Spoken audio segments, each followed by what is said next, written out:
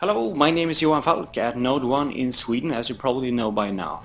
You're listening to the Learn Drupal 7 with Node 1 screencast series. If you practice enough on saying that, you might do better than I did in the previous screencast. You might also do better than me on keeping the time. I said I would keep below 10 minutes, but I didn't really manage it. So I have now a timer beside me, and it's set at 10 minutes, and it's starting now. So, in this screencast we're going to look at how to manage blocks on your site. And that includes explaining what blocks really are. So, here is the sandbox site we're using for this screencast series. And we're right now at the start page, the landing page of this site. Now, there is some different content on this site, and some stuff making up the looks of the site itself.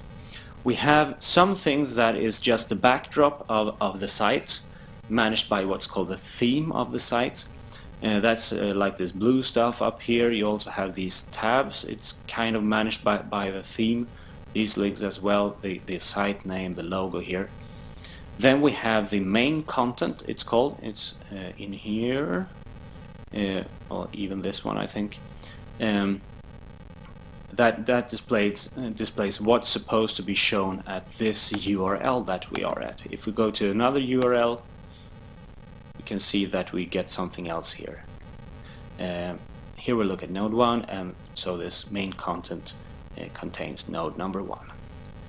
But we also have some other stuff here. Here is a search box, and here's a navigation menu. These are contained in what's called blocks. And blocks can be showed on any page, and you can configure how these are being shown and displayed. So, as an administrator, you can go into structure and blocks.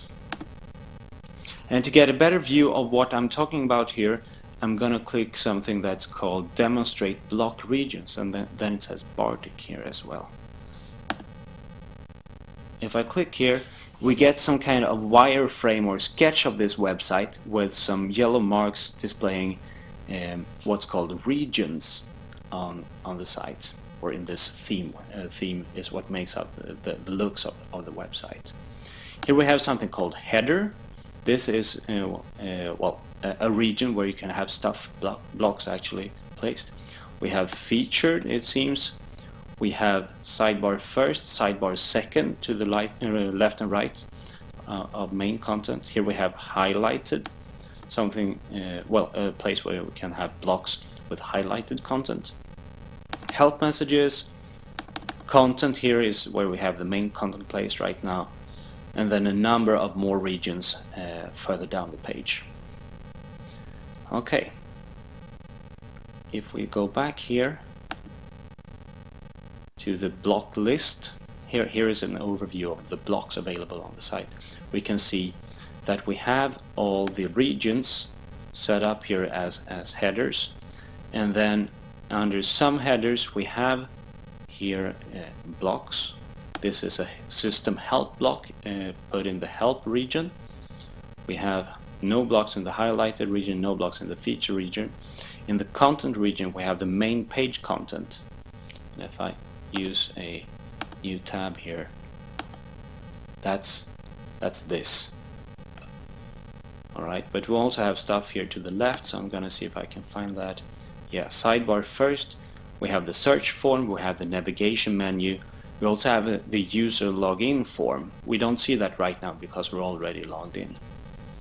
Then we have a number of empty regions, and at the bottom we have a number of disabled blocks. Blocks that are available on our site that we can use if we want to, but are currently not being used. These are provided by modules in Drupal. That means like plugin programs in Drupal. And more blocks will be available if you have more modules on your site. So we can, for example, take this recent content block and put it somewhere else. If we would like to display that in, say, the header here, we can do that. There are two different ways of doing that. Either we can click and drag this up to the header region, but a quicker way is just to use this select list and change the region where it's put to header. Alright, and then it goes all the way up here. Gets a little star, and we should note that we have to save this page before the changes take effect. So we scroll down to the end and save blocks. And now if we reload the page, we have new content here that was probably not very nice looking, but it serves a purpose anyway. And you can do this with other blocks here as well.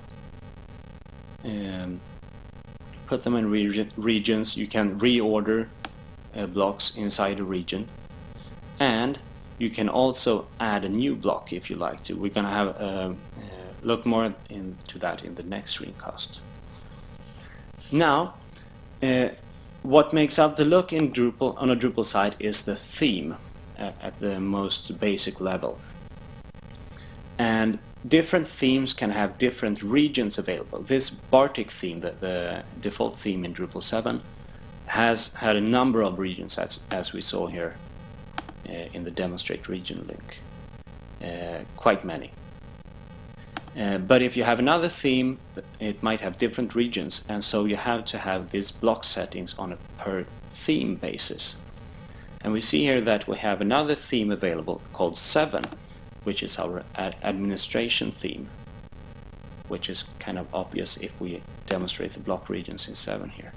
We have this gray stuff here, we have the white stuff here. We only have two regions here, the help stuff and the content stuff.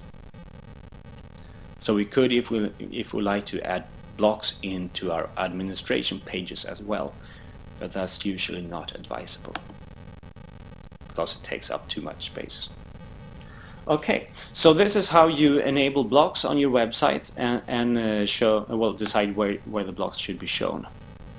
In the next screencast, we're going to look at how to decide when the blocks are being shown, not only in which places on the page. I'm going to disable this recent content. That you disable blocks by putting it in the none region.